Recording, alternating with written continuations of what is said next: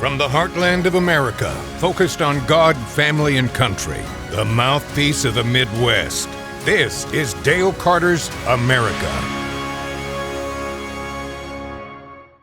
Welcome back to the podcast from the Raytown Studios. I am Dale Carter with Kurt Wheeler. Say hi to everybody. Hi. And don't get up. Please don't get up. Yeah. What's the name of that guy from CNN? I don't know. I don't watch CNN. Brian Stelter. Okay. Did he not wear pants? Remember that, Brian? I want to see if I can find the picture. Was he not wearing pants?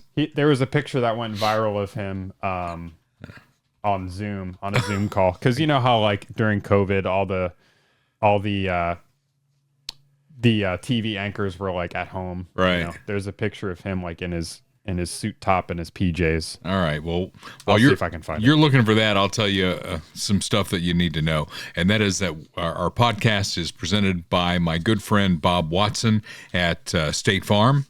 He's been my State Farm agent for 30 years. And we'd love for him to be your State Farm agent. At least get a rate quote. You know, this is a perfect time of the year to look at your home, your car insurance, your life insurance, bundle it all and save with State Farm. Like a good neighbor, State Farm is there. Bob has been at his office there in Blue Springs for 50 years, almost 51. 816-229-7878, 7th and Main in Blue Springs. He's licensed in Missouri and Kansas. Bob Watson is a great guy and would love to help you with your insurance needs. Tremendous people. In fact, I think Bob is going to be at our big event coming up on May 20th at Funhouse Pizza in Lee's Summit. That's the event that's going to be all about Jackson County. The tax issue, the assessor issue, whether we're going to leave. We've been talking about that now for a couple of years. 3 state reps are going to be there bringing their views to the table. All Republicans, Ron Fowler, Carolyn Caton. Ron I've known for a very long time. We were on the Blue Springs City Council together. Carolyn Caton was on this podcast when she was running for that office, and Mike Steinmeier is going to be there as well, answering my questions, answering your questions. One thing, though, I've gotten some pushback that it's a little confusing because we say 5 o'clock in one place and 6 o'clock in another place. Let's just clarify all that and say that it's going to be a big crowd. If you want to get a seat, you should probably be there at 5. Yeah, maybe that's on me too. I think there's maybe inconsistent messaging from the graphic to the event or whatever. Okay. But, Can we fix that? Yeah, I can fix it. Yeah, 5 o'clock is sort of when we'll start congregating. Yeah. I'll be setting up everything, and then ideally we'll start actually recording at 6. You know, hopefully everything's set up by then and we can start at 6. So maybe even a little earlier. Yeah, if you show up at 6, you may be a little late. Tough to get a seat because I think we're going to have a lot of folks there. A lot of folks have interest in this, especially, obviously, this is very narrow. It's for Jackson County, Missouri. And if you live in Jackson County, Missouri, I don't have to tell you. But we're going to talk about it that night. It should be a huge event, and we would love to have you there. May 20th, Funhouse Pizza in Lee's Summit. Jim Dingman, one of our fine sponsors, always gives us space for this and really takes care of us on these kinds of events. Also, before we get going too much further, I want to spend a moment on the slain KCFD firefighter / paramedic, Graham Hoffman, who was 29. You know, and you know this about me, Kurt, I have a very soft spot in my heart for first responders. My stepdad was one. So our family lived with the possibility that our police officer dad would not come home after his shift. And there were a couple of times where it was dicey.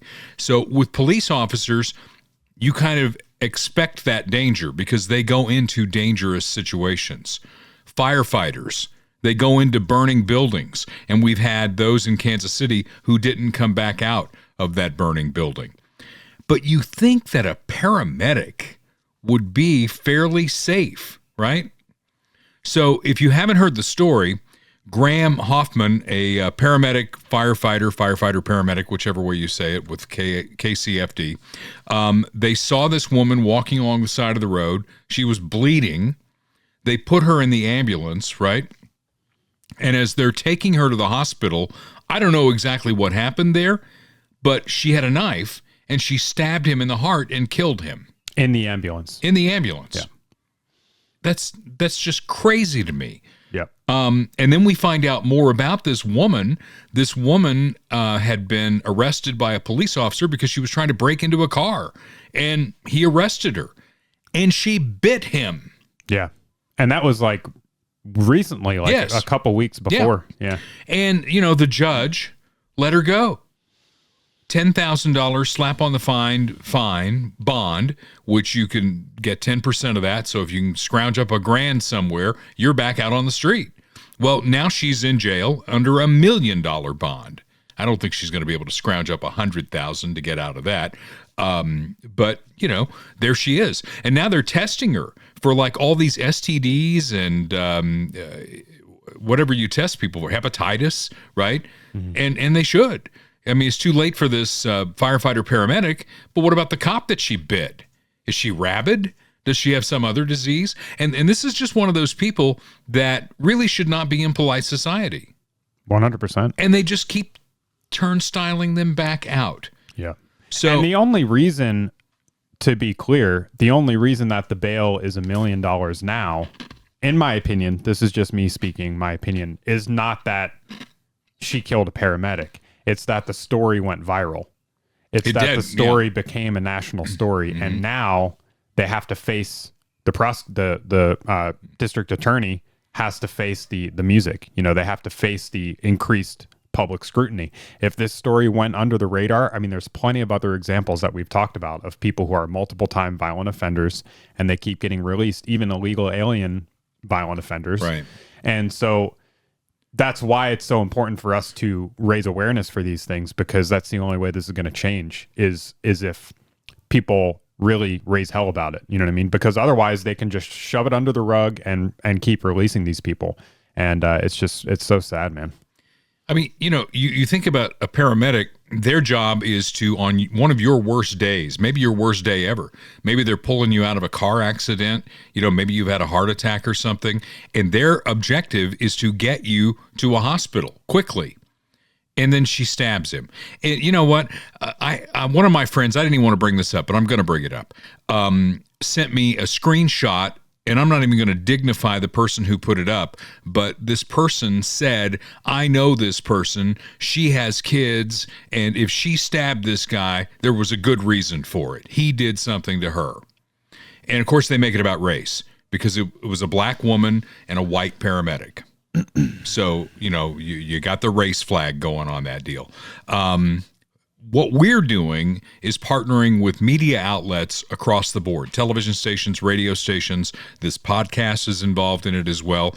And it's a t-shirt deal. I think they're doing t-shirts, long sleeve tees, sweatshirts as well to support the Hoffman family. Too late for him. He didn't have a wife. He didn't have any kids. 29-year-old kid. 29 years old, just starting his life. And because of this deranged person who pulls a knife out, he's dead. You can help his Is this the one that you're talking about? The Yeah. t-shirt? Okay. Yeah, that's the deal. $15. All the proceeds are going to the Hoffman family. The Royals bought 50 of them for their dugout. They're going to be worn at the next home game. So the Royals are behind this. And to your point, this has gone viral. This has gone worldwide. Mm-hmm. And the last I heard, this was on Channel 41 this morning, they had sold 23,000 of these shirts and raised $250,000 so far. Yeah, I mean, that's all well and good, but $250,000 is not going to bring him back. So none of this will bring him back. Yeah. But what we should be doing, and I don't care what the number ends up being, get these shirts and show your support that we're not going to put up with this anymore. Yeah. I mean, think about this. We put Kevlar vests on our cops now. Firefighters are doing that too now because people are shooting at scenes of fires. Yeah. Are we going to have to do this with our EMTs too now? They're going to have Kevlar on? When somebody's bleeding out, do they have to frisk them to make sure they don't have a weapon? Right. That's scary. Yeah, and you have people, I mean, it goes into the whole defund the police movement too, because you have a lot of people, especially during the height of all that, like 2020 and stuff, that were saying that not only do we need to defund and de-arm the police, but we need to replace the police with like social workers, and all that's really doing is putting social workers in harm's way. You have somebody that's a lunatic or violent and a social worker shows up.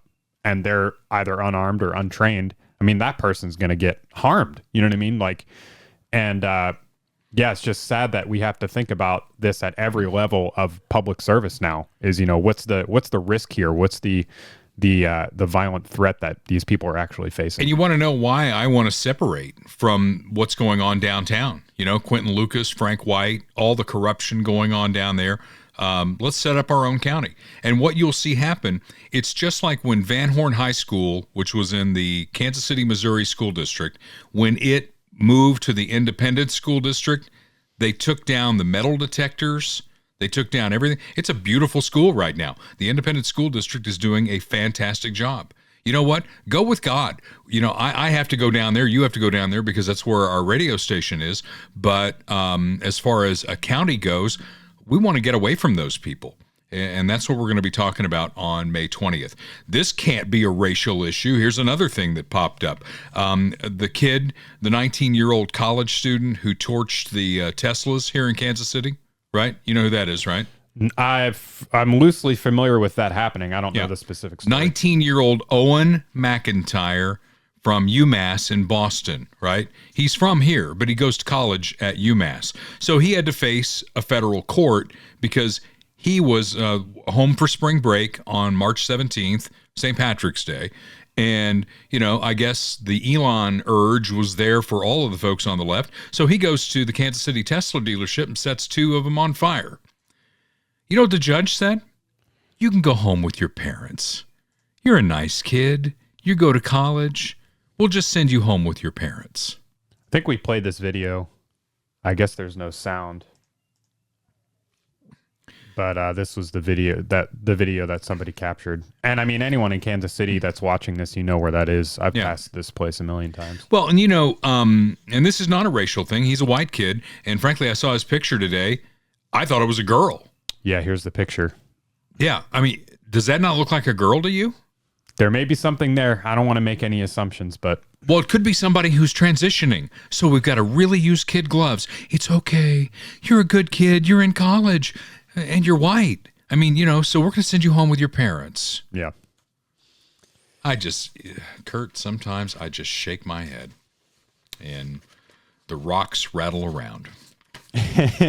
So there you go. That sets off the podcast for today. And we want to thank a couple of our sponsors here without whom this would not be available at the level that it is. And one of those is Dr. Mark K. Taramina, Midwest GI Health and Wellness. He's the guy who wants to save your life. Please don't take a knife into his operating room because all he's looking for is polyps up your colon, and he wants to get them out of there. And if you don't have any, that's great. But if you do have them and you don't get the colonoscopy, that's when colon cancer takes hold, and that will kill you.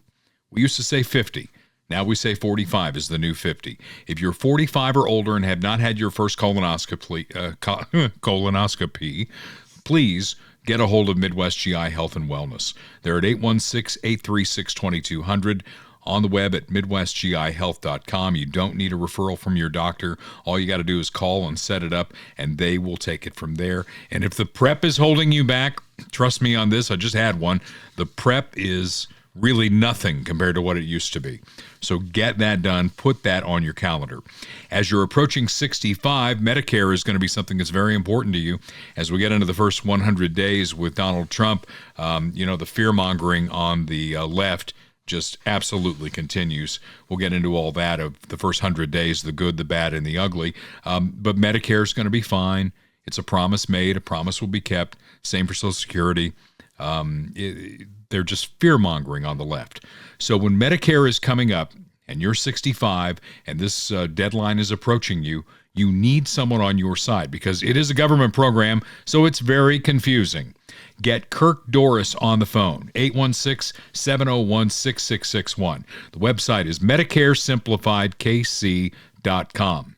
All right, they're on Nolan Road in Independence. You can reach them on the phone at 701-6661, 816-701-6661. And you know something Kirk was telling me, and I see it in my own phone. I don't know if you get a lot of scam calls, do you? It depends. They come and go. Oh, I get a ton of them. Yeah. And my favorites, I don't ever answer them. I just go to my voicemail. Right. You get the electronic voice. we're calling from Social Security. You have to pay your tax bill and blah, blah, blah, blah, blah. They will not call you. It's like they're not even trying anymore. They can't even bother to have like an actual person call you. It's just gonna like some automated thing. But do people really fall for that? I hope some not. people are. If people weren't falling for it, they wouldn't do it. Yeah, that won't happen. Kirk wants me to let you know that will not happen. But get with Kirk as you're approaching 65, so we can find the right plan for you with Medicare. MedicareSimplifiedKC.com. Do not put this off if you or somebody in your family is approaching 65, because older people, they're more susceptible to these scams. Yeah, that's certainly true. And, I'll never forget my grandmother on my dad's side. There was one of those televangelists, Rex Humbard. Do you know that name? No. He was a televangelist back in the 70s and 80s or whatever. And she was giving him boatloads of cash. Old people and their money will part quickly if you don't intervene. So there you go. Yeah. I mean, don't even get me started on that, man.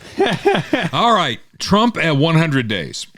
There is breaking news. Mike Waltz, the national security advisor, is out after, the whatever that thing, the signal thing where they let the reporter in, right? They finally have the investigation back on that, and Mike Waltz is going to be the fall guy on that. I think his deputy is out. There may be other people out as well. And it begged the question, how many people did Joe Biden fire for abject incompetence?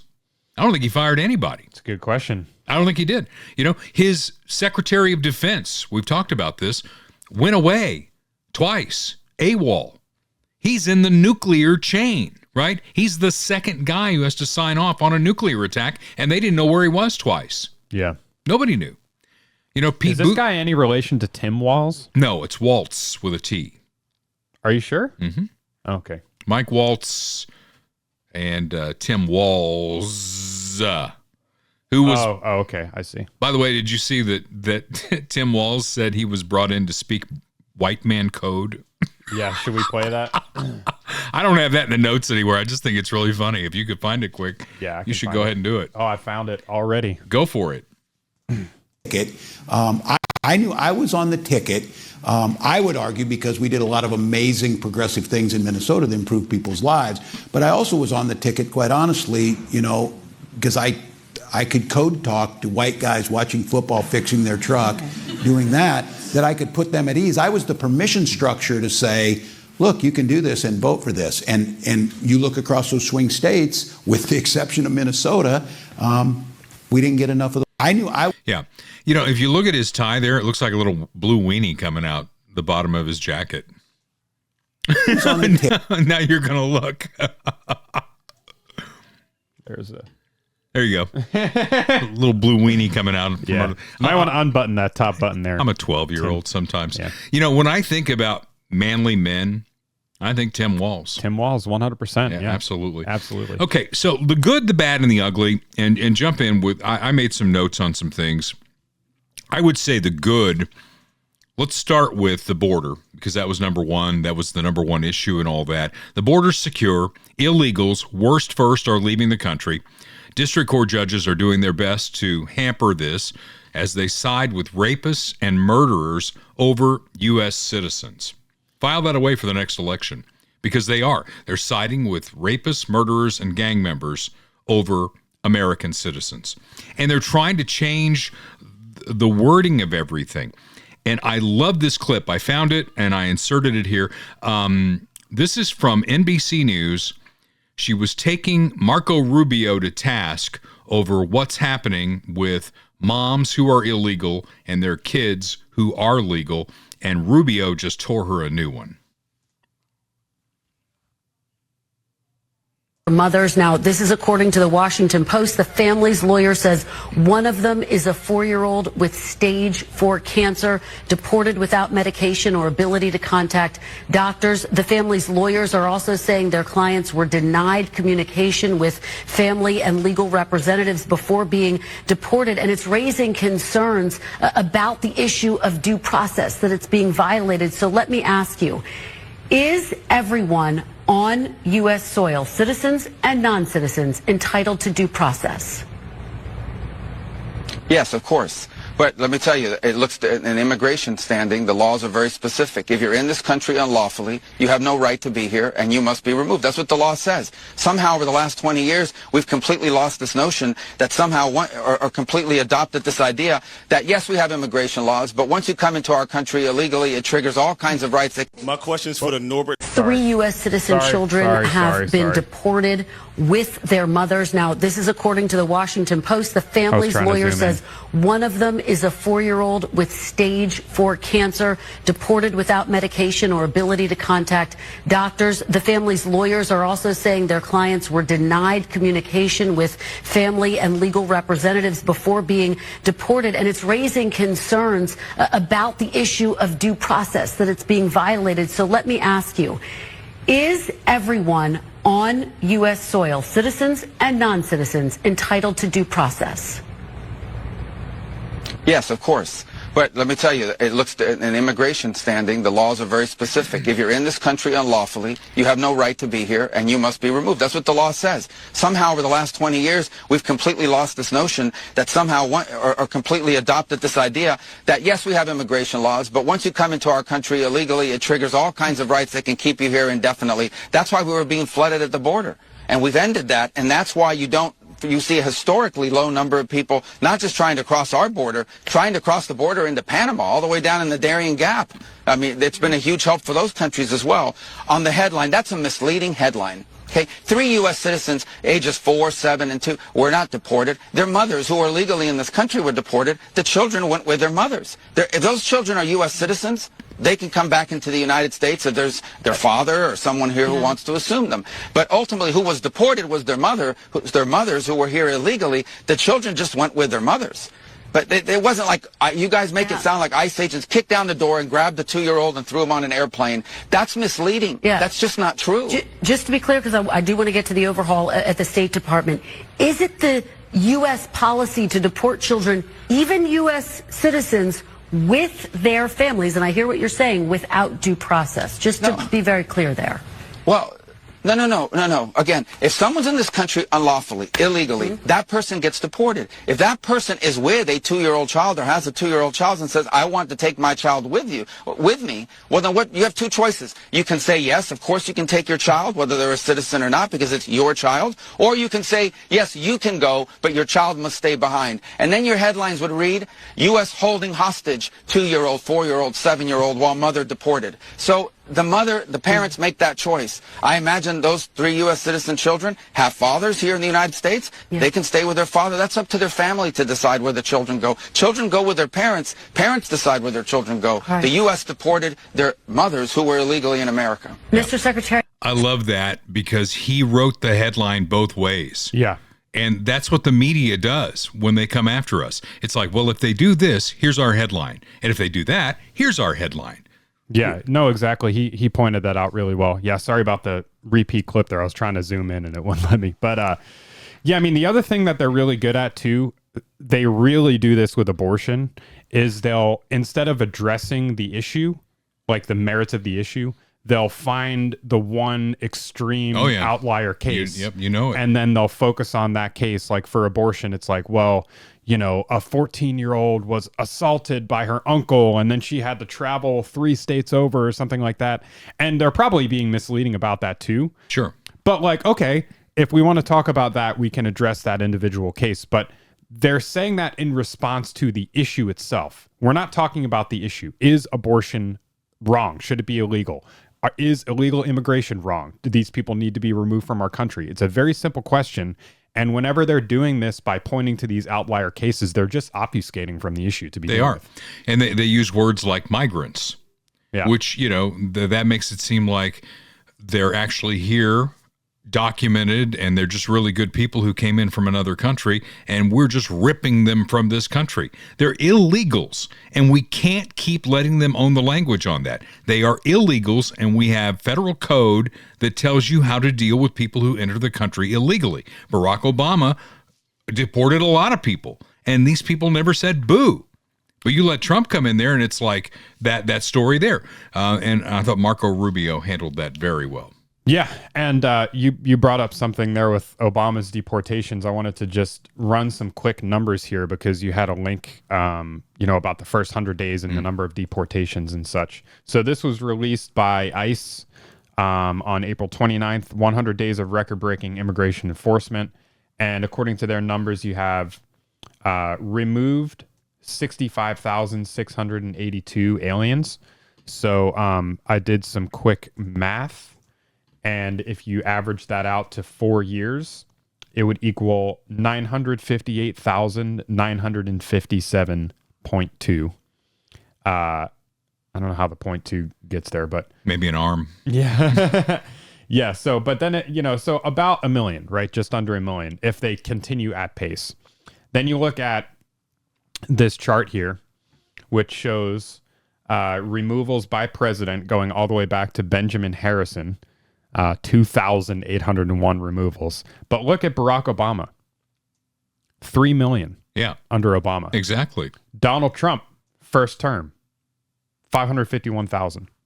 Well, and then you had Biden come in who opened the floodgate. Right. Millions of people came in. Remember, they were wearing the Biden-Harris shirts. Yeah, but it's an interesting thing because it kind of goes both ways, right? So you're correct in pointing out that they didn't raise hell when Obama was deporting people, but it also goes the other way in saying that, okay, Trump is making he made his whole campaign about illegal immigration, securing the border, mass deportations, et cetera, et cetera. He's not actually like living up to that, just in terms of raw numbers. If we're looking at raw numbers and on the pace that they are, even just in terms of the number that came in under Biden, under the current pace, we're not anywhere close to the rate that, according to his own, promises that he would need to keep up with. I'm just pointing that out because, we're just being honest here, but, Maybe we need Barack Obama back. Maybe he'll run for a third term. Yeah. Okay, so moving on here. One thing I did not put in the notes, but is glaringly obvious as a good from the first 100 days, it is no longer just acceptable that boys can play on the girls' team. He's taken that down with the whole DEI thing. And now we're back to a merit-based company. If you can do the job, you get the job. It's not, well, my gosh, we have so many white pilots on our airlines. We need to have 50% women and people of color flying planes. That wasn't working out too well. They had a woman basically fly into Canada and she ended up landing her plane upside down. Nobody got killed in that, but that was a DEI thing. That was like a miracle too, that nobody got hurt in that thing. That was I think we played the video, or if we did. Not, we've all seen it. I mean, that was just insane. End of ridiculous mandates. They talk about Trump being like Hitler and a Nazi and all that. It wasn't Donald Trump in the White House who was putting out executive orders saying, you will drive this kind of car, you will heat your home this way, you will heat the water in your home this way, this is what you will cook on. Those ridiculous mandates are gone. We're on our way to energy independence. Again, oil prices are falling, gas prices will follow that. And we're seeing the beginnings of the shrinking of the size and scope of our federal government over the howling from the left. And we'll get to some of their howling. So I think that's the good. Is there anything you would add to the good?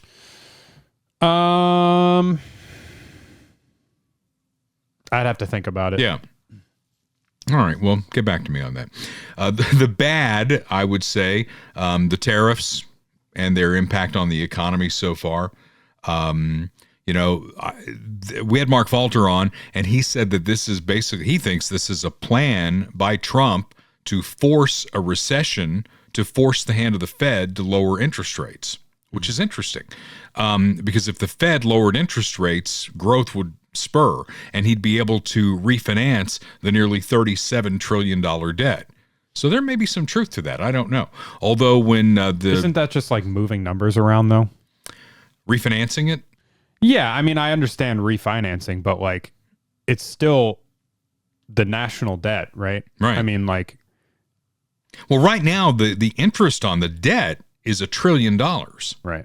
Because interest rates are so high. So you refinance it, you get that down lower. I mean, it's still a big number that's going to have to be tackled here at some point. But that's Mark Falter's view, that he's trying to force a recession. But when the first quarter numbers came out and we had 0.3 negative growth, Donald Trump was quick to say, this was Biden's quarter. I didn't get here till January 20th. So yeah, they all do it. They all do it, including Donald Trump. So negative first quarter growth. It will make the next 100 days much more important than the first 100 days. He's going to have to show that whatever plan he has is working. And if he doesn't, Democrats are going to get traction. Now, Democrats on the other side, and we'll get to them down the road here, Democrats have got to come up with a plan other than Orange Man bad, because still, that's all they have. All they have is they're bitching about Donald Trump. And we saw that did not work out in the election of 2024, and I don't think it'll work out again. They've got to come up with some sort of an answer. Historical perspective here. When Bill Clinton came in 1992, he had this big government vision. I'll never forget his State of the Union address when he pulled out like a little credit card and he said, everybody's going to get one of these, and these will take care of your health care. And America rejected that. They gave the House of Representatives to the Republicans for the first time in 50 years. He got smoked in the midterm election. And Bill Clinton is a smarter politician than any Democrat we've seen lately, because Bill went to the middle and he worked with Newt Gingrich, and all of a sudden we had a balanced budget, right? We had surpluses as far as the eye could see until 9/11 happened. So the Democrats, Is this what you're talking about, by the way? Yeah. Not that I'd want to give them advice. Is that a video or just a picture? That's just a picture. Okay.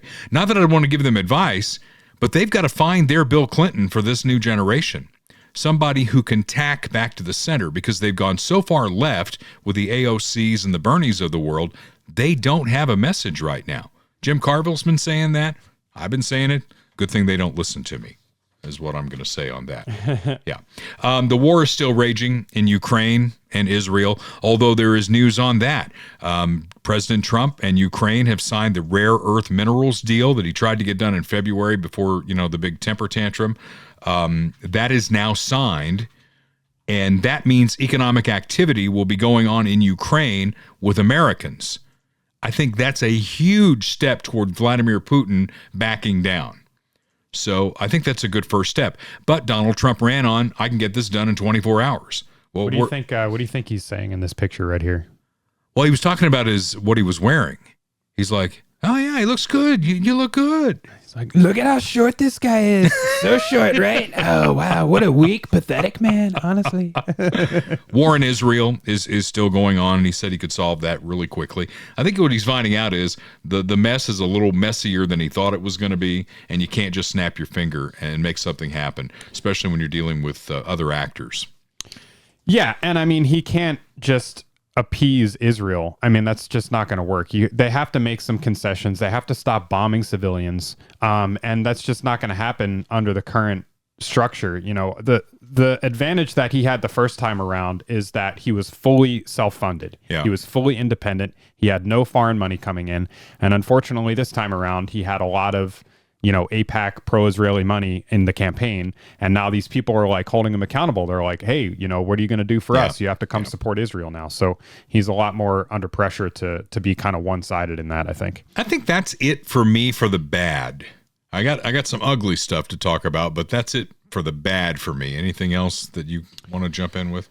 Yeah, I mean, I would just say, I think his first term, his foreign policy was like probably his strongest, the strongest element of his presidency, and it's a little bit weaker this time around for the reasons that I just listed.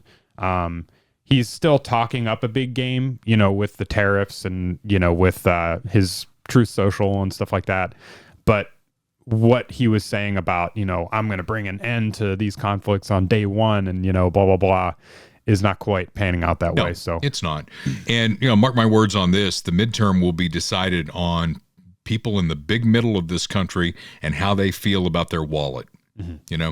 It's like, where are gas prices? That's going to be one of the most important things. And if he can do all the stuff that he says he's going to do, they'll hold on to the House and the Senate. If he can't, it's going to go the other way. And I think we know what they'll do with it. And we're even going to get into some of that coming up. But first, the ugly. And I'm just going to throw this out there. The lying. Why does he do it? You know, first of all, Democrats say he lies about everything, and there are things they throw out there that we could argue either side of. But there are things he says that we can't argue the other side, and it pisses me off. I don't know why he does it. Why does he go to Michigan on the 100-day celebration and say that gas prices are $1.98? Google that and find out. From the heartland of America, and you'll find out you cannot buy gas for $1.98. Why does he say it? Just hit the wrong button there. Sorry about that. Yeah, this is a clip of him in the White House, the Oval Office, maybe saying the same thing. Mr. President, you did say that you are confident these deals will be done, but you also said that you're in no rush. Americans are seeing prices rise. They're seeing it on their bills. How long can they expect that pain to last? So they've already seen it get much better, because if you were truthful, which you're not, I know you very well, you have gasoline that hit $1.98 yesterday in a couple of states. You have gasoline's way down. The price of oil has dropped substantially. He said in a couple of states. I mean, are there any states where it's 198? Not one. I mean, even the lowest. I mean, you can go to the AAA website that shows you the highest and lowest. And there are places like Mississippi where it's lower than it is in Missouri. Missouri is one of the lower states out there. But it's nowhere near that. It hasn't dropped below $2. Yeah, the lowest that I'm seeing here, this is that AAA. Yeah. It's $2.66 in Mississippi. Yeah. For regular. That's nowhere near $1.98. So why does he have to do that? Why does he have to take that extra step? It's almost like the person who has a really decent resume, but when they interview for the job, they embellish it in ways that aren't real. Oh, right? yeah. I mean, he's always done that. And it's not an excuse. Trust me. I'm not making excuses for him. But like, the big one that they bitched and moaned about the first time around was his inauguration audience. Like, we had the biggest audience ever, and there's plenty of silly examples of that too. That's like, exaggeration though. This is wrong. Right. Exactly. And it's like egg prices. He said that in the Michigan speech. Right. He said egg prices are down 93%. Yeah. And they are not. Yeah. It's when you put a specific number on it that it becomes an untruthful statement rather than an embellishment. Right. If he says that kind of stuff all the time, you could say, gas prices are lower than they've ever been. They're the lowest, but and that's obviously an embellishment. Yeah. But when he says a specific price or he says a percentage or something like that, then that's something you can actually hold him accountable Well, I looked it up. Wholesale egg prices are down 52%. That's good. Why can't that be enough? 52 since when? Yeah, I didn't look at the number, but that's recent. It's recent. Right. I'm like, how have egg prices come down? 52% was the number I found. It's definitely not 93%. Why not just stay with what's damn good? Stop making the Democrats' job easier. All right? They say he lies about everything. He doesn't. I just don't understand the need for it. It really upsets me. So, and we are not, it's funny because whenever I put something out on Facebook, the other side, they come back with, you're just walking lockstep with him. You worship him or whatever. And what I've started coming back at them with is, no, we don't love him as much as you hate him. Mm-hmm. There is a middle ground. Mm-hmm. I know they hate him, and I could name names, but I won't because I don't want to get sued. We don't love him as much as they hate him. Right. We like him. We want, when it came down to him or Kamala, I never get that right. It wasn't even close. Right. On policy. And the other part of it too is, I mean, I've said this over and over again, and I'll say it again. He's like a real guy. He's a billionaire, real estate mogul, TV personality, but he's not molded like these other politicians. So you're going to get the raw version of him. He's going to be on Truth Social saying exactly what's on his mind. He's going to be embellishing. He's going to be lying. He's going to be doing this and that. But he's telling you what you see is what you get. And all these other people are lying too. They're just doing it behind closed doors. They're doing it on CNN with a prepared speech that their speechwriter gave to them. You know what I mean? Yeah. There's no difference. It's just that you're actually seeing it for what it is in this case. So at least there's that. Well, that's my ugly. And then there's this. If the whole president thing doesn't work out, perhaps a new gig for Donald J. Trump. As Pope? Yeah. I'd like to be Pope. That would be my number one choice. No, I don't know. I have no preference. I must say we have a cardinal that happens to be out of a place called New York who's very good. So we'll see what happens. Yeah, I wouldn't put money on an American being the next pope. No, I don't think that's going to happen. Well, you're Catholic, right? I mean, do you have any thoughts on that? I do, actually. Because canon law, believe it or not, says that any baptized male Catholic could be elected pope. Right. So I could be elected pope. So you're saying that Trump saying he should be pope is no good, but you're saying that you should be pope. Yeah, well, Trump's a Presbyterian, right? Yeah. Oh, yeah, that's true. He's not Catholic. He's not Catholic, so he can't be pope. And, a quick little story here from the 7th grade. I don't know if I've told you this before or told it on the podcast, but it's one of my favorite stories from the 7th grade. So I was at a Catholic school, and I'm in the library, and they've got like a Time Life book on the previous pope. Pope Paul was the pope when I was in grade school. Pope John, the 23rd, was the pope right before him, around the Kennedy era, John F. Kennedy and all that. Pope John was a big fat guy, right? And he was the last pope of the Catholic Church to wear the big crown. There's a crown that if you go back in history, you can see popes wearing. He was the last one to wear it. And the pictures in the Time Life book showed him being carried around on a litter. And I'm a 7th grader, and I'm a fat kid, and I'm thinking to myself, career choice here, I think I want to be pope. I really seriously did. And I went over, there were 3 priests at that time in our diocese, and I went to Father Nunning. He was the guy who married my mom and stepdad. And I sat down with him, and I said, look, I think I want to be pope. Yeah. Is this him right here? Yeah. Okay. Only he's not wearing the crown in that. Right. So I said, I think I want to be pope. I said, I realize you got to start at the bottom. So I realize I'm going to have to be a priest first, blah, blah, blah. Talk to me about that because my career path, I want to be pope. And he knew me pretty well. And so he started with celibacy.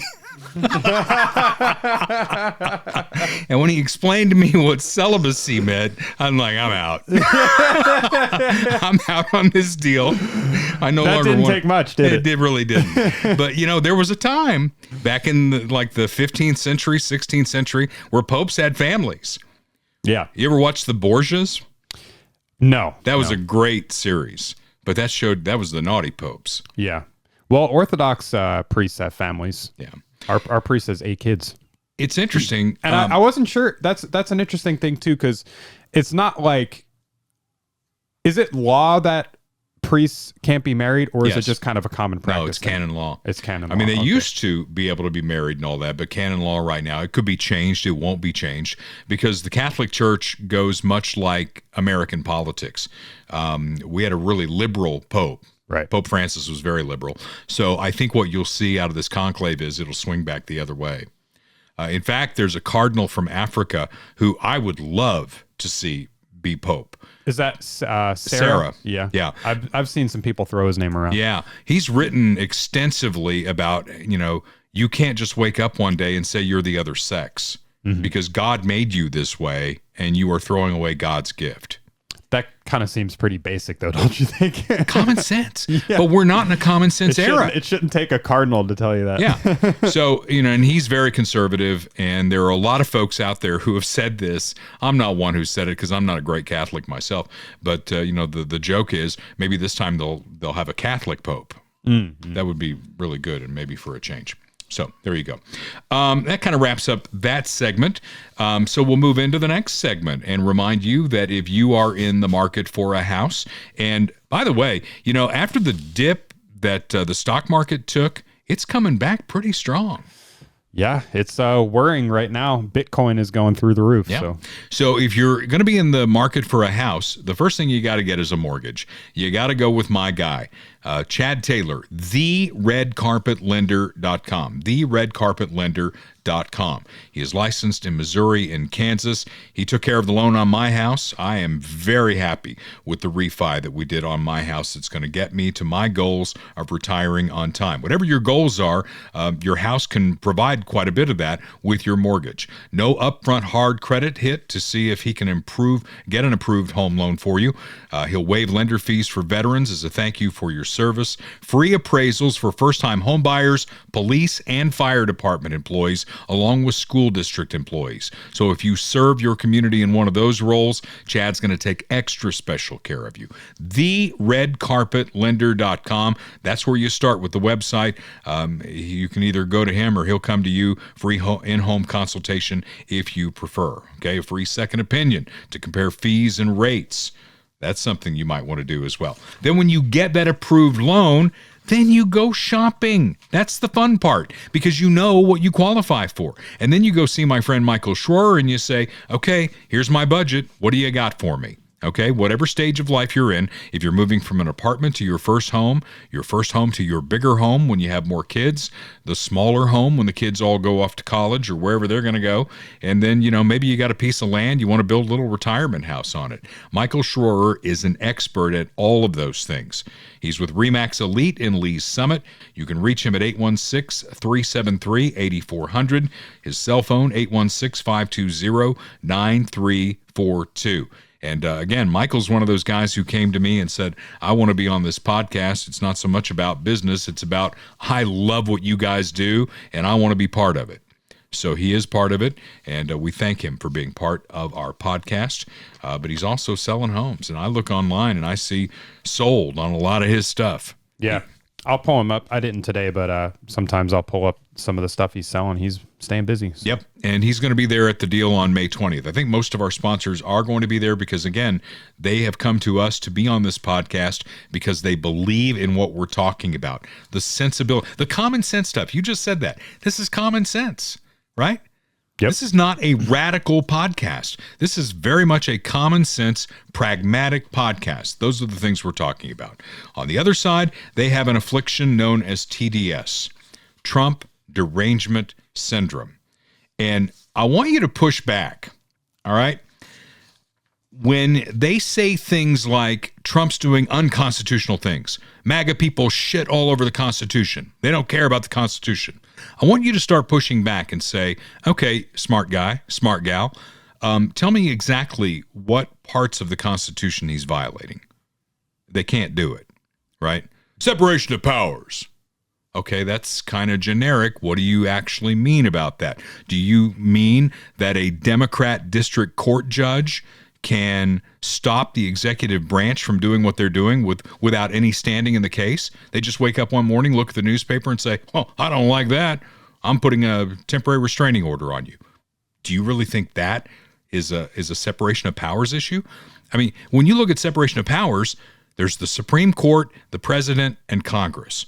If the Supreme Court jumps in and they say something and Donald Trump violates that, I'll be right there with you. That hasn't happened yet. In fact, if you look at his record in front of SCOTUS so far, it's pretty darn good. But former First Lady Michele Obama, she can't stand Donald Trump. She didn't go to Jimmy Carter's funeral because she didn't want to be in the same church with him. Obviously, she didn't go to the inauguration. She was the only living First Lady who did not go. So Barack went solo. And now she's doing a podcast with her brother. Have you seen this?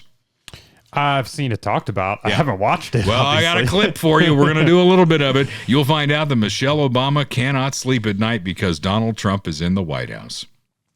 Couldn't be. We couldn't walk around saying valedictorian, straight A student, speaks excellent, has excellent diction if you give them a chance. Mm-hmm. We knew very early on that no one was going to see her brother, beyond the color of our skin at an early age. And that could get you in trouble. Yeah. I mean, when you talk about that fear, I'm sure that fear has been tested across your life in so many different places. And I wonder, what would you say has been the most hardest recent test of that fear? Because it's not one of those fears that you kind of get over and it just goes away.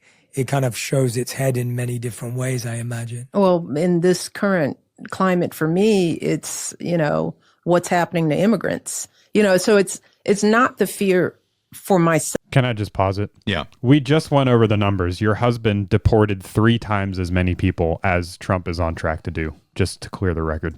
Anymore. I drive around in a 4-car motorcade with a police escort. I'm Michele Obama. I do still worry about my daughters in the world, even though they are somewhat recognizable. So my fears are for what I know is happening out there in streets all over the city. And now that we have leadership that is sort of indiscriminately determining who belongs and who doesn't, and we know that those decisions aren't being made with courts and with due process, and, you know, that it's being made like this cop that pulled my brother over when he was 12.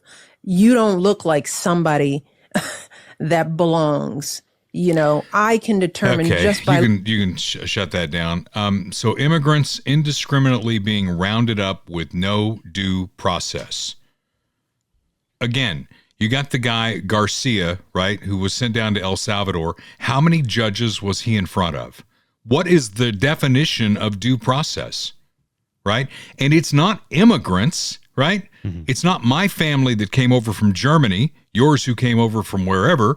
It's not, you know, people who have done it the right way. We're talking about the millions of people that illegally entered this country because Joey B told them to come on in. And what you just heard the Secretary of State say is, if you break that law, you do not have a lot of rights, because the law says if you enter illegally, you're out. Right. So that's the thing. Don't let them change the language. These are not immigrants we're talking about. These are not migrants we're talking about. We're talking about people who have entered this country illegally. We either have a border or we don't have a border. Barack Obama said we have a border. He was right. Mm-hmm. Donald Trump says we have a border. I don't know what the hell Biden, who knows? Maybe it was ice cream day when he said, come on in. I don't know. Something was going on there. Chuck Schumer, he's up next, shows that Democrats have absolutely nothing. They have nothing to offer to the American people. And really what I'm thinking, Kurt, is what they have to offer to the American people is, let's just go back to the way it was. We'll just keep spending trillions of dollars that we don't have. Somebody else will deal with that down the road. We don't care about that. We'll keep growing the size of government. We just, you know, that's, to me, that's their alternative, right? What else do they got? Yeah, we'll go back to when we were deporting 3 million people instead of 1 million people. Well, you'll see with Chuck Schumer, it's all about Trump bashing. This week, President Trump marks 100 days as president. It's been 100 days of hell for American families, for our economy, and for our democracy. The start of Donald Trump's second term has been the worst start of any president in modern times. He now has the lowest approvals any president has seen through his first 100 days since they started polling 80 years ago. On the day he became president, Donald Trump promised a golden age for America. Today, that seems laughable. Instead of a golden age, what Americans have gotten is one of the most chaotic, corrupt, and harmful starts to a presidency in modern history. Before our very eyes, the man who occupies the Oval Office is destroying the foundations of our democracy. The truth is, Donald Trump's presidency is no golden age. It's a disaster. The worst start to a new administration in modern times. He already said Americans are already fed up. Americans are already beginning to see that Donald Trump has betrayed them, that Donald Trump's campaign promises before he won election and his actions as president are almost in direct contradiction on issue after issue after issue. That's enough. That's enough. I can't handle him anymore. What he didn't say in there is, you know, if you elect us in the midterm, here's what we're going to do. Right. They don't have any plan. You know, I'll tell you what their plan is. We'll get to it down the road here. I know exactly what their plan is. Let's go to J.D. Pritzker next. This is the guy who runs Illinois, okay? He didn't have the balls, because nobody had the balls to challenge Joe Biden in 2024. Everybody saw what we saw. They call it the big cover-up in the media and all that. Screw the media. We saw it every day. You can't cover that up. So this big guy, Chicago guy and all that, billionaire, by the way, didn't have the balls to challenge Biden in 2024 when he needed to be challenged, but he does see himself in the mix for 2028. The governor of Illinois, please. Never before in my life have I called for mass protests, for mobilization, for disruption, but I am now. Fight, fight, fight.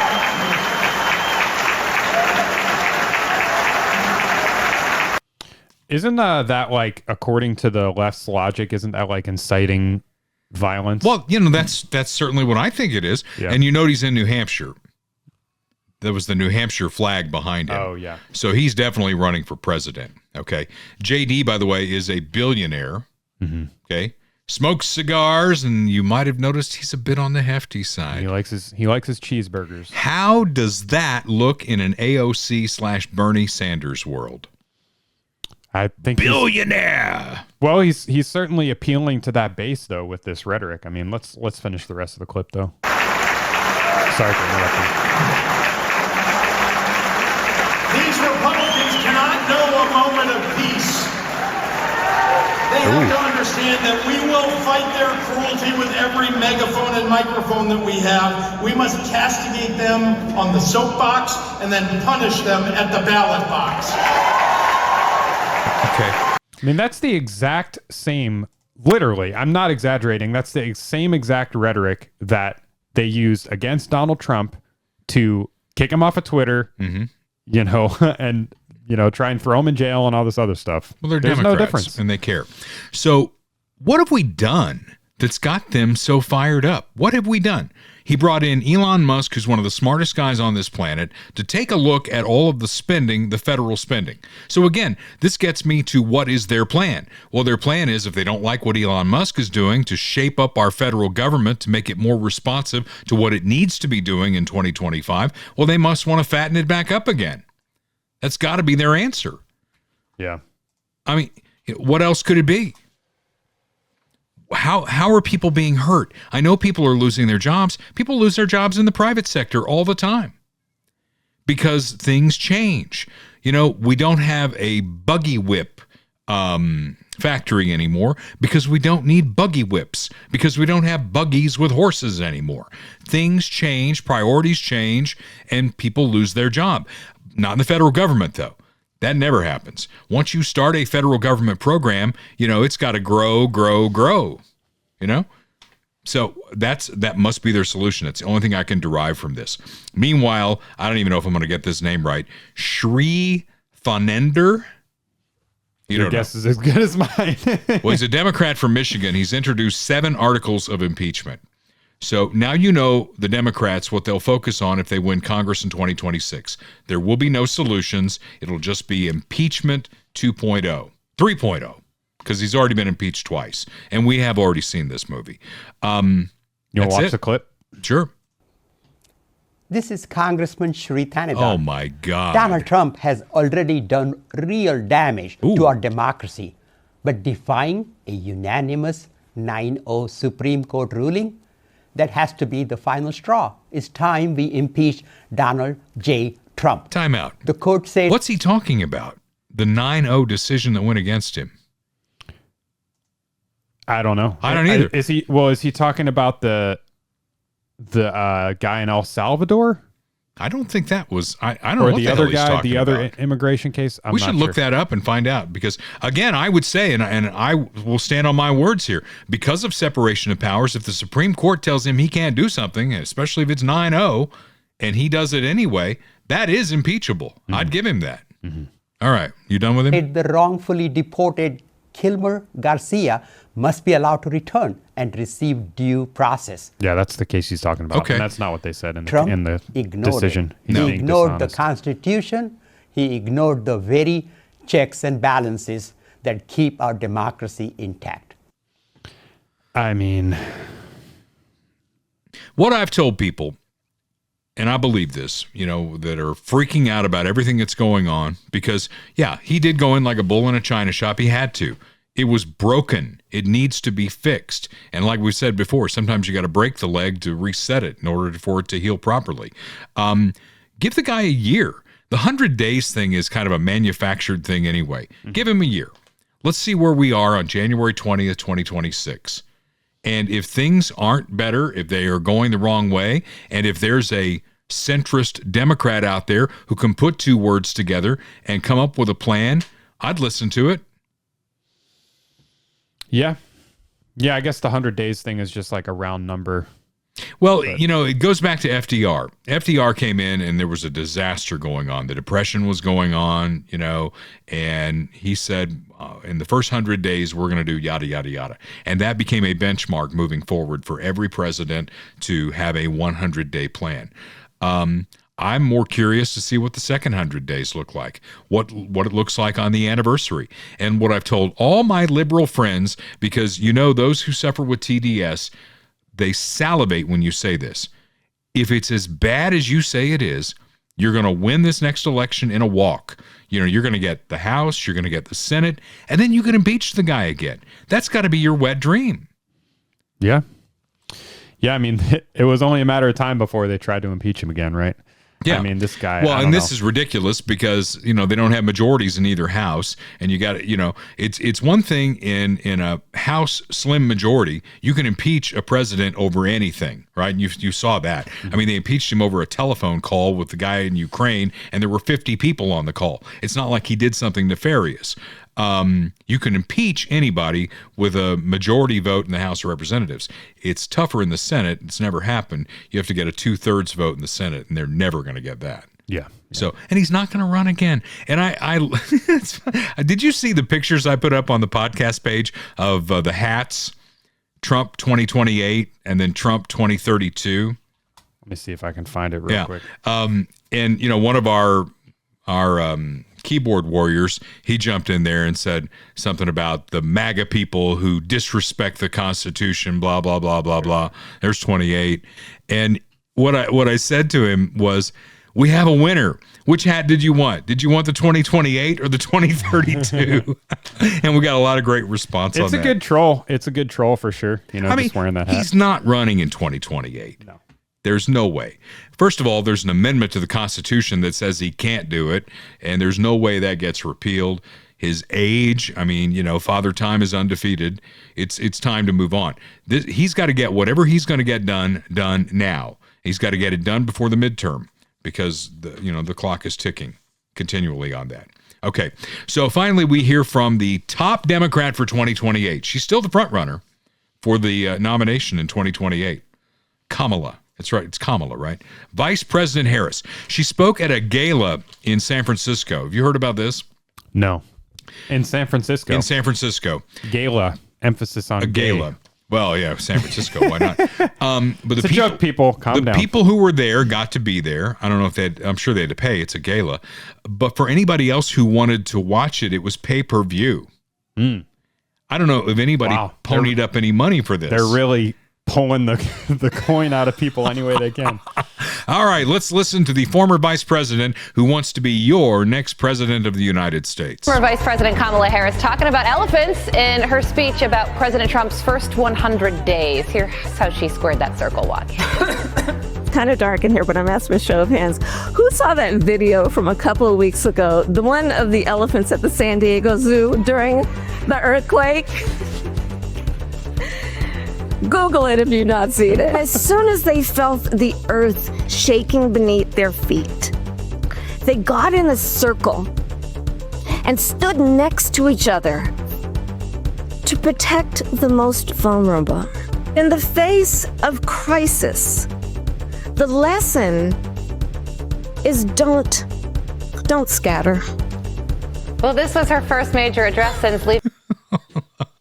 Now listen, you got the elephants in a circle, and they're like protecting the vulnerable, and that's what we have to do as Democrats, so we can beat Donald Trump. What I got out of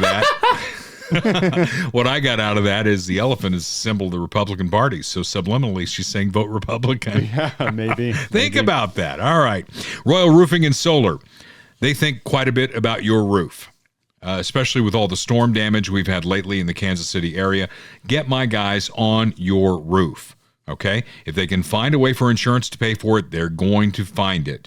But if you need a new roof, if you got a house, you got to have a roof. We're in the studios here in Raytown, and if the roof needed to be replaced, you'd know, wouldn't you? There would be water coming into this room. We're at the top of the house. In fact, the first time they worked on my roof, I've got a dormer that juts out from the second floor, and it was over a guest room that nobody ever goes into anymore. And the first evidence I had of it, I went into that room to find something, and the ceiling had caved in.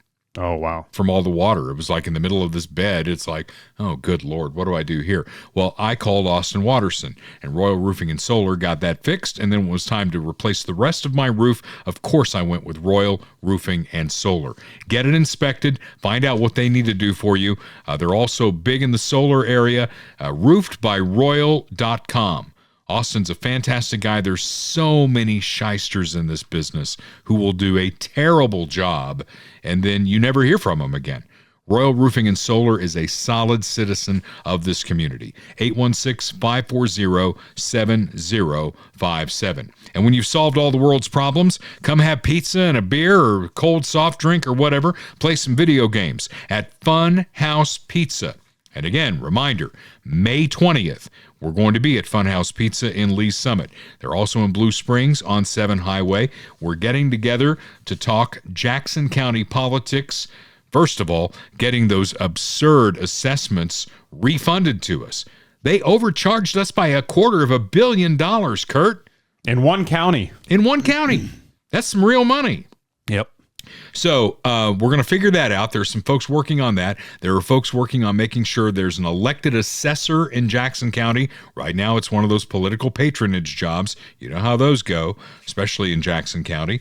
And then there's another rep who's working on getting us out and setting up our own county, which is something I am 150% in favor of. Come to Funhouse Pizza on May 20th. 5 o'clock probably guarantees you a seat. We'll get started between 5:30 and 6 with our special guests, and your questions too will be answered that night at Funhouse Pizza.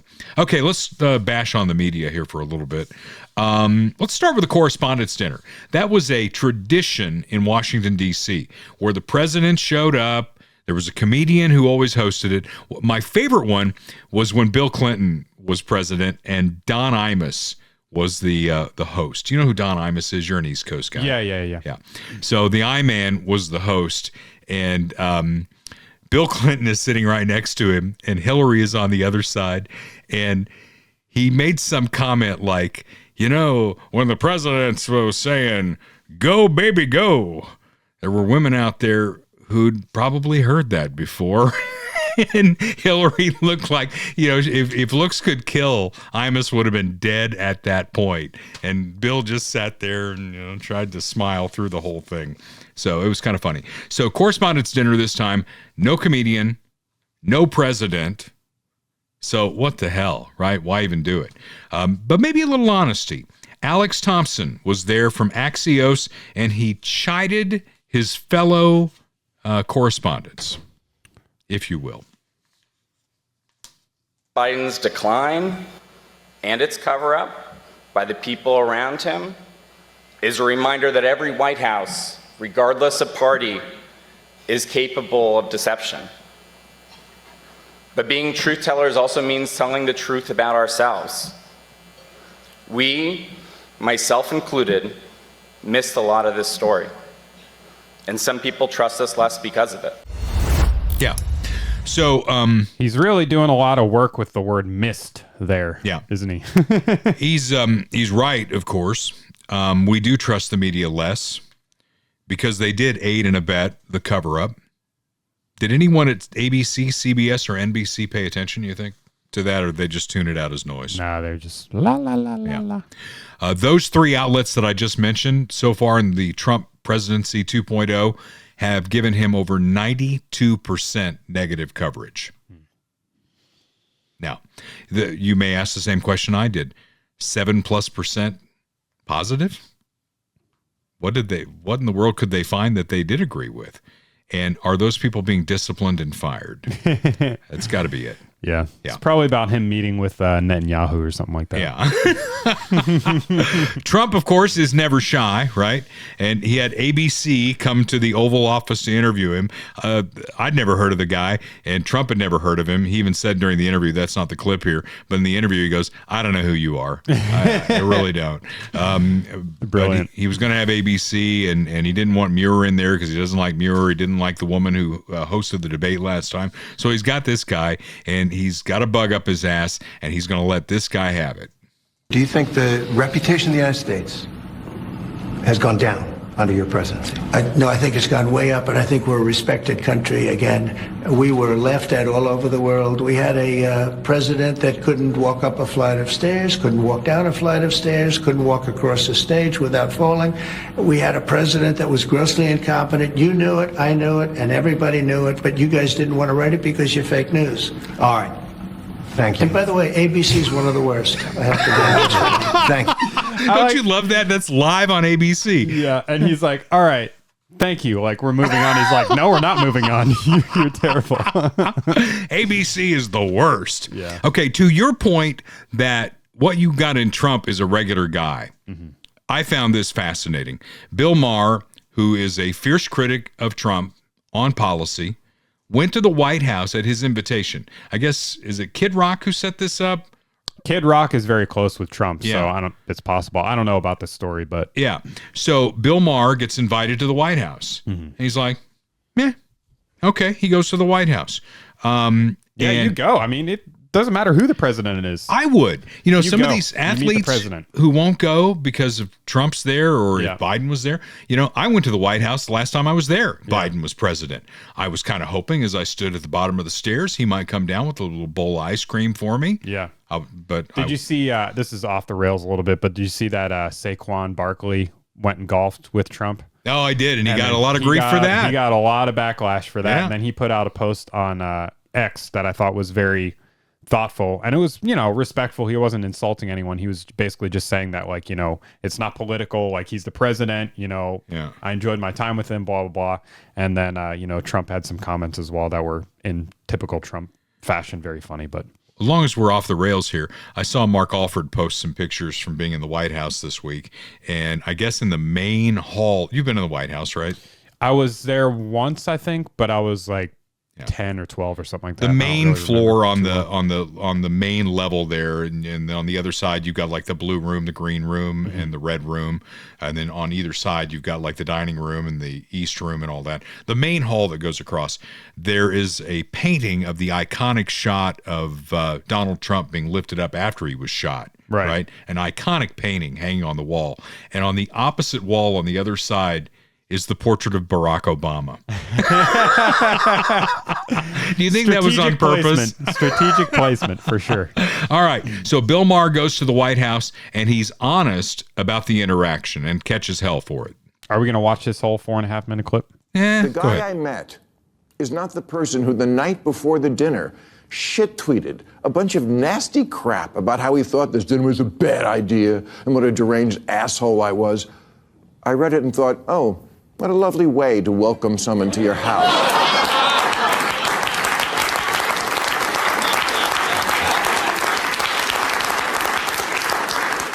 But when I got there, that guy wasn't living there.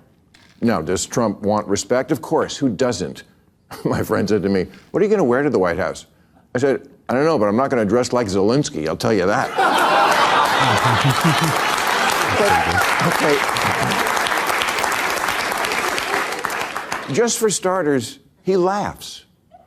I'd never seen him laugh in public, but he does, including at himself. And it's not fake. Believe me, as a comedian of 40 years, I know a fake laugh when I hear it. And I thank you for them. No.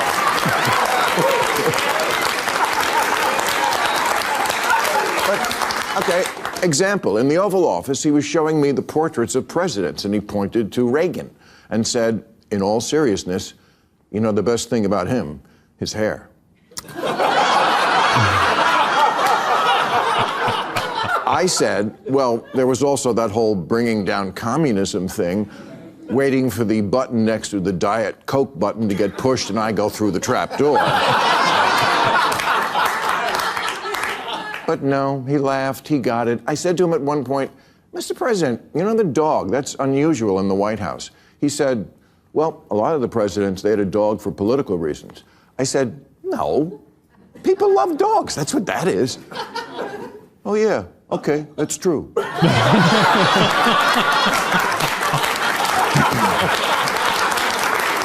telling you what happened. At one point, we were walking through it is an amazing tour of the whole house. And I don't remember exactly what we were talking about, but it must have been something with the 2020 election, because I know he used the word lost. And I distinctly remember saying, wow, I never thought I'd hear you say that. He didn't get mad. He's much more self-aware than he lets on in public. Look, I get it. It doesn't matter who he is at a private dinner with a comedian. It matters who he is on the world stage. I'm just taking as a positive that this person exists, because everything I've ever not liked about him was, I swear to God, absent, at least on this night with this guy. Bob, Kid Rock, told me the night before, he said, if you want to get a word in edgewise, you're going to have to cut him off. He'll just go on. Not at all. I've had so many conversations with prominent people who are much less connected, people who don't look you in the eye, people who don't really listen because they just want to get to their next thing, people whose response to things you say just doesn't track, like, what? None of that with him. And he mostly steered the conversation to, what do you think about this? I know, your mind is blown, so's mine.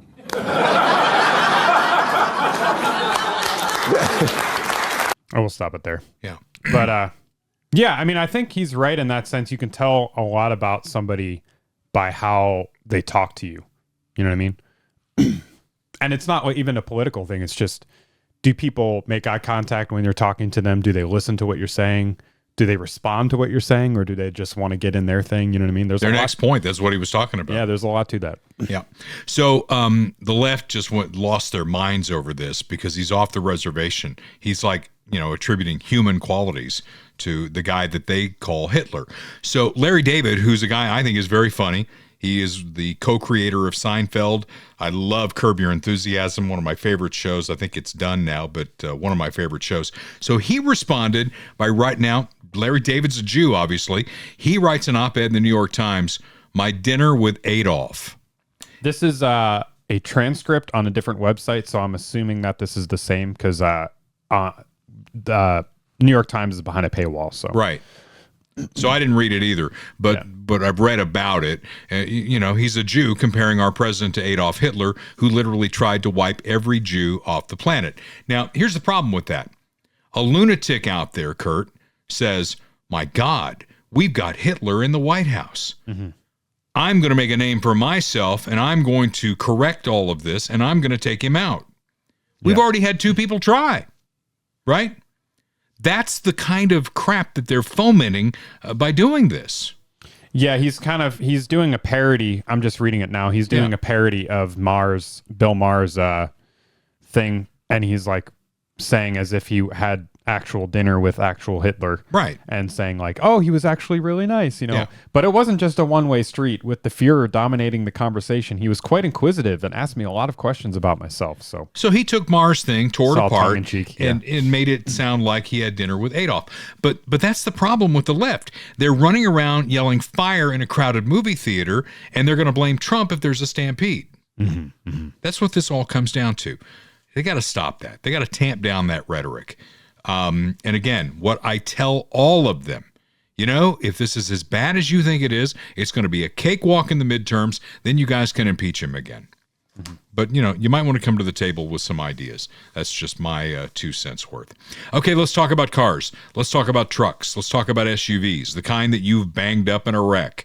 Because there's only one name you need to know. It's Dale. It's not me. It's Dale Reynolds at Dale's Body Shop in Blue Springs, the original Dale's Collision Repair Shop. They've been taking care of cars in the Kansas City metro area, including police vehicles on the Kansas side. They know that Dale's will take care of them and restore those vehicles to showroom new. He's been at this for 37 years. His stuff's all sourced locally. It's a local business. And again, you can go right to the top. You can go to Dale Reynolds and say, hey, I don't like this, I don't like that, or I want you to do this, and he's going to be responsive to you. It's not hiding behind some corporate entity. So when your precious cargo is out on the interstate, trust Dale. Dale's Body Shop in Blue Springs. If you get in a wreck and it's fixable at all, just tell that wrecker, take it to Dale's Body Shop, taking care of customers and taking care of you. He goes hand in glove with my pal Bob Watson. In fact, I have Bob Watson as my State Farm agent. I have wrecked cars, and he sent me to Dale Reynolds at Dale's Body Shop. So they work very well together. Get your insurance needs assessed. All right? Let's do a review. Bundle your home and car insurance. You'll save even more. State Farm is the gold standard in insurance, and Bob Watson is the gold standard in agents in the Kansas City area. Coming up on 51 years serving Kansas City, the entire metro, Missouri and Kansas. Give him a call for a rate quote, 816-229-7878. Auto, home, life, commercial insurance, even those big pontoon boats that are going to be out on the lakes here before you know it. Before we leave you, after his 25-hour speech on the floor of the Senate, which I'm sure you know, right? You can cite verbatim. Yeah, I watched the whole thing from start to finish. I know, you loved it. It would be a great musical. I mean, it's going to be like the Gettysburg Address. Students are going to be quoting the Cory Booker speech for decades to come. Well, honestly, everybody's forgotten that speech. Cory Booker took to the steps of the Capitol with Hakeem Jeffries, the minority leader in the House of Representatives, to basically sit on their asses for 12 hours. What the hell did they accomplish? I don't know.